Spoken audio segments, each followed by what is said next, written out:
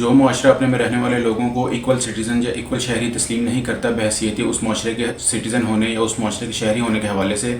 تو اس طرح کے معاشرے جو ہیں وہ تقسیم در تقسیم کا شکار ہوتے جاتے ہیں۔ کیونکہ ہوتا کیا ہے کہ مثال کے طور پر آپ پہلے کوئی ایک کمیونٹی کو ایکسکلوڈ کرتے ہیں اپنے آپ میں سے۔ مثال کے طور پر ہم یہاں پر تقریباً کہہ لیں کہ اگر ہم 98% مسلمان ہیں تو ہم پہلے غیر مسلموں کو کہیں گے کہ یہ ایکول سٹیزنز نہیں ہیں، ہم ان کو علیحدہ ایک کمیونٹی کے طور پر علیحدہ سے ان کو ٹریٹ کریں گے، یا ہم یہ کہیں گے کہ ہم انہیں حقوق دیں گے۔ یعنی کہ بھائی ہم کون ہوتے ہیں انہیں حقوق دینے والے؟ اگر ہر شہری جو ہے وہ اس ملک کا برابر شہری ہے تو ہم کیوں انہیں حقوق دیں؟ کیونکہ ان کے حقوق تو وہ پہلے سے ہی طے شدہ ہیں اس ملک کا شہری ہونے کے حوالے سے، بے شک وہ اکثریت میں ہے یا اقلیت میں ہے۔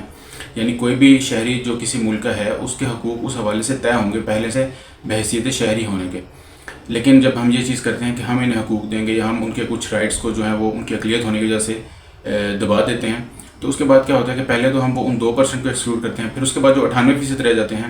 ان 98% میں سے ہم جو ہیں وہ یہ کہتے ہیں کہ یار اب ان 98% میں جو فلانے 4% لوگ ہیں یا فلانے 10% لوگ ہیں، یہ بھی کوئی اتنے پیور نہیں ہے، یہ ہمارے جتنے خالص لوگ نہیں ہیں، یا ہمارے جتنے خالص مسلمان نہیں ہیں، تو انہیں بھی ایکسکلوڈ کر دو، ان کے بھی کچھ حقوق مار دو۔ اچھا، اب جب آپ ان کے بھی کچھ حقوق مار دیں گے، انہیں بھی ایکسکلوڈ کر دیں گے، مثال کے طور پر یہاں پر جو شیعہ حضرات کے ساتھ ہوتا ہے کافی حد تک، تو پھر اس کے بعد جو باقی بچ جاتے ہیں، مثال کے طور پر باقی کوئی 80-85% بچ جاتے ہیں یا 75% بچ جاتے ہیں، تو وہ 75% پھر اپنے آپ میں ڈھونڈنا شروع کر دیتے ہیں کہ یار ہم جو ہیں وہ زیادہ خالص ہیں، یا ہم جو ہیں وہ زیادہ اچھے ہیں، اور یہ جو رائٹ ٹو رول ہے یہ ہمارے پاس ہونا چاہیے، ہم وہ ہونے چاہیے جو لوگوں کو حقوق دیں گے، یعنی ہمارے سے حقوق گزر کے جانے چاہیے دوسرے لوگوں تک۔ تو پھر ظاہر ہے کہ اس 75% میں مزید ایکسکلوژن ہوگی۔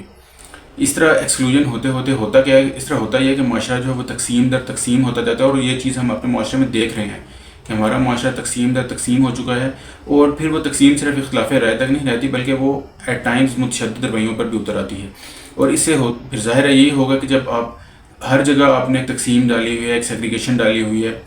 تو اس سے لوگ آپس میں کولیبریٹ نہیں کر پاتے۔ باہر کے لوگ جو ہیں وہ آپ کے ملک میں نہیں آئیں گے کہ بھائی یہ تو آپس میں لڑتے رہتے ہیں،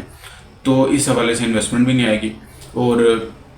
جو لوگ ہیں وہ مطلب آپ لوگ آپس میں بھی ایک دوسرے کے ساتھ کولیبریٹ نہیں کر پائیں گے، اور ظاہر ہے اس طریقے سے جو ملک کی ترقی ہے اس میں کافی زیادہ مسائل کا سامنا ہوتا ہے۔ اس کے علاوہ جو متشدد رویے ہوتے ہیں، جو ہر وقت کا دنگا فساد ہوتا ہے، تو وہ ظاہر ہے کہ وہ آپ کا لوکل کاروبار بھی تباہ کرتے ہیں، اور باہر سے تو کوئی انویسٹر آئے گا ہی نہیں ایسا ماحول دے کے۔ اور یہ چیزیں ہم ساری اپنے ملک میں دیکھ رہے ہیں، لیکن اس کے باوجود بھی ہم جو ہے وہ سبق سیکھنے کو تیار نہیں ہوتے کہ بھائی جب تک ہم معاشرے کو پورا انکلوسیو نہیں بنائیں گے اور ہر شہری کو برابر کے حقوق نہیں دیں گے، اس کے علاوہ جو باہر سے آنے والے ہیں ان لوگوں کو ہم تحفظ فراہم نہیں کریں گے، ایک اسٹیبلٹی اور ایک امن و امان کی فضا برقرار نہیں رکھیں گے، تب تک یہ ملک ترقی نہیں کر سکتا۔ یہ اس ملک کی ترقی کے بہت سے فیکٹرز میں سے ایک فیکٹر یہ بھی ہے،